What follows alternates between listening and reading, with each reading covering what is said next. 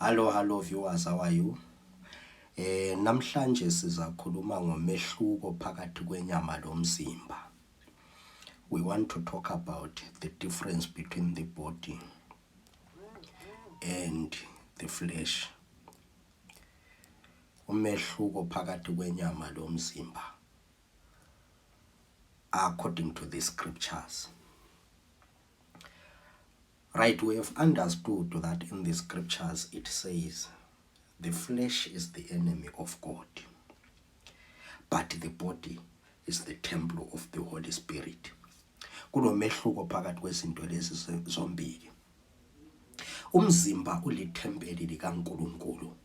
1 Corinthians chapter 6 verse 16. Umzimba ulithempeli likaNkulunkulu. Lapha okuhlala umoya ongcwele khona. Kodwa inyama iyibutha kuNkulunkulu. Romans chapter 8 verse 7. Inyama iyibutha kuNkulunkulu. It is not subject to the laws of God. Ikhuluma ngeflesh. Flesh is an enemy of God.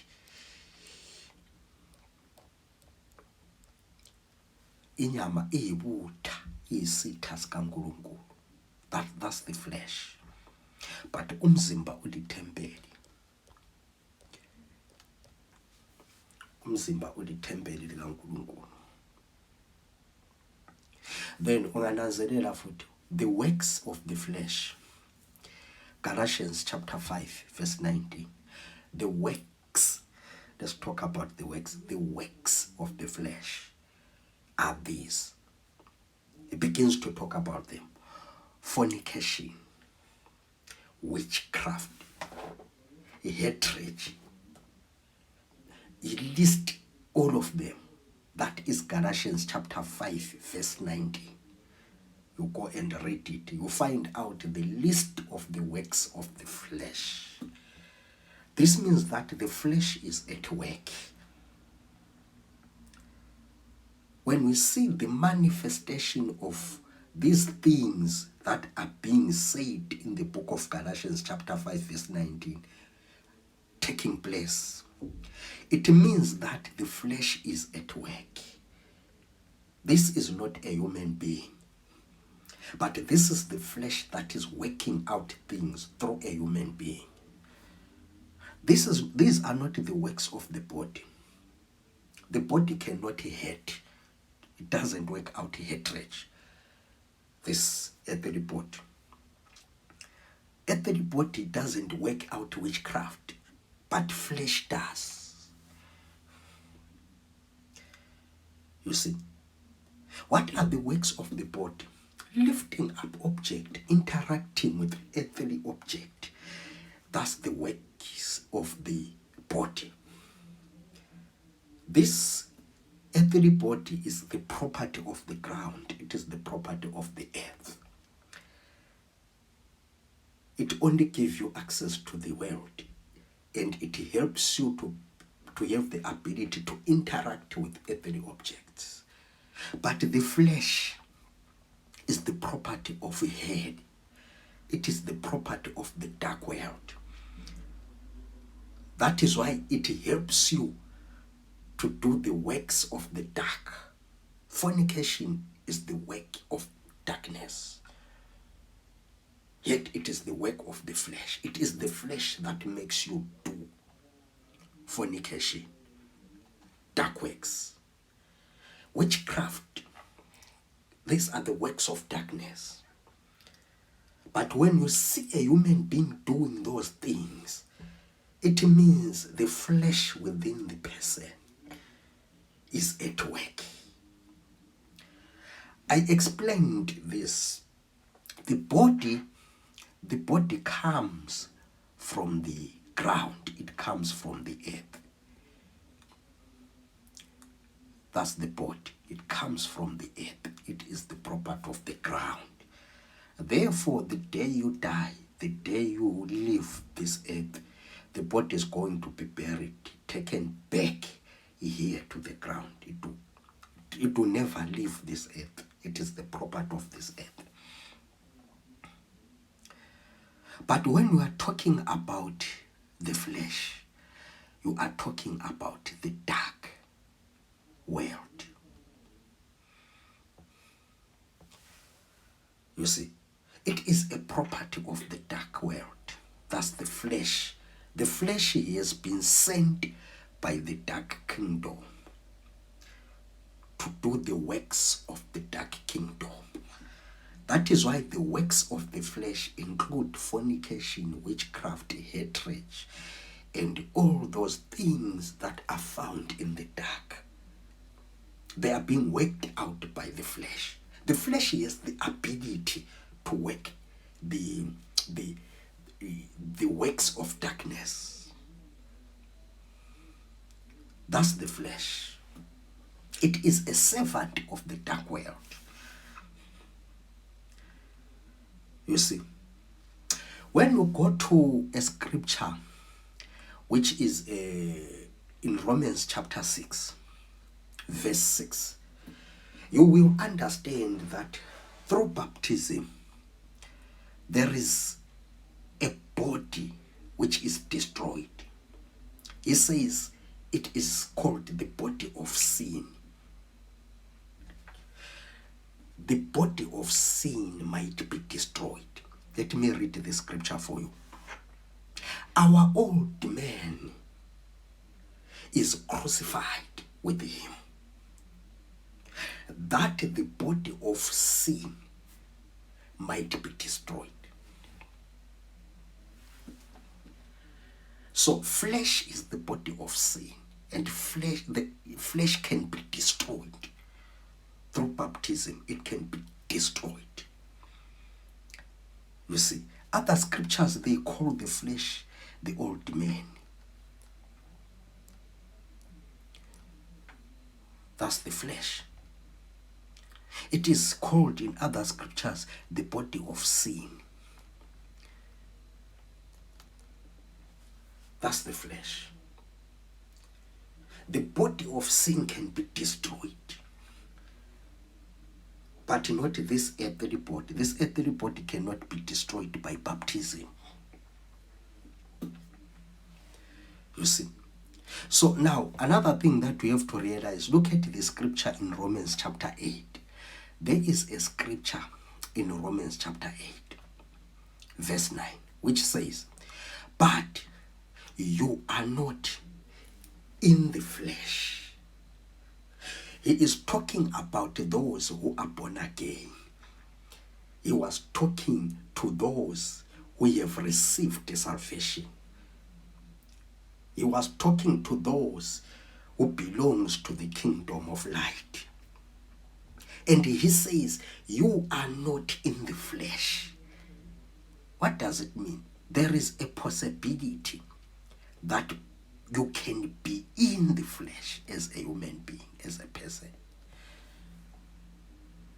You see, there are people who are in the flesh.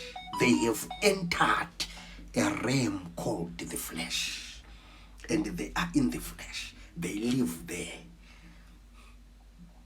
You see, but now when he's talking about those who are in the kingdom of light, he says you are not there. You have been disconnected. You have been relocated out of that place called the flesh. He says, but you are not in the flesh. But it doesn't mean that you are not in the body. He was talking to the people who were present in this earth, who were in the earthly bodies. But he told them, you are not in the flesh. He was not saying they are not in the body, because there is a difference between the body and the flesh. Being in the body doesn't mean that you are in the flesh. You can be in the body, but absent in the flesh. Because everyone who has received salvation, he is not in the flesh. He has been relocated from that environment. You get that? Right, look at another scripture again. That is Romans chapter 8. When you look to verse number 8, it says, so then in the flesh, they that are in the flesh, they cannot please God. He is not talking about them that are in the body, because everyone who is in this earth, he is in the body. You see, it doesn't mean that everyone who is in the earth cannot please God, but in the body. But those who are in the flesh, they will never please God. You see, there are people who were in the body, according to the Bible, we have a record of pleasing God, like Enoch. When you go to Hebrews chapter 11, around verse 6, where it tells you that he pleased God. The guy could not see death. I'll tell you the reason why he did not die. The reason why he pleased God. But it will tell you that he had this testimony that pleased God and he could not die. You see? Why? Because the flesh kills. That is Romans chapter 8. Flesh kills. Romans chapter 8 and 7. It tells you flesh kills, spirit gives life. Flesh kills, spirit gives life. Those who are in the flesh, they are dead. Their end is destruction. Udonsi lwenyama yiwufa. Udonsi lwesono yiwufa. Those who live in the flesh, they have no life. But it doesn't mean that those who are in the body, they have no life. No. Look at something. The flesh kills, spirit gives life.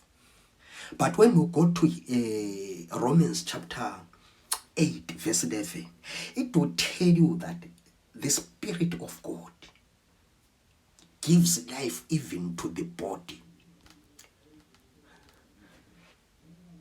Not to the flesh.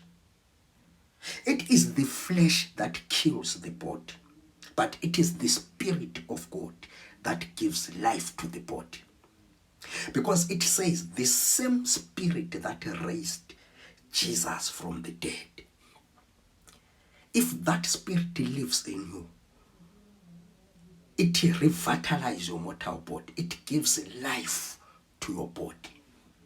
Because the Spirit gives life, but the flesh kills. So that is another different. You see, when the Spirit of God was breathed upon Adam, he became a living.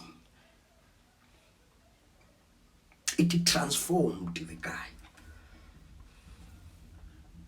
You see, but when flesh came, flesh killed him. So that is the difference. There is a difference, and that is the difference between the two. You cannot see the flesh with your naked eye. You can't. You see, that is why you cannot see the works of the flesh. But the manifestation are visible. You can't see hatred with your naked eye. You see, but hatred can be visible when it is manifesting. You can see it, that it is there. It's happening, the time when it's manifesting. But this eye of this earthly body, it can only see earthly things. It can't see beyond the earthly realms.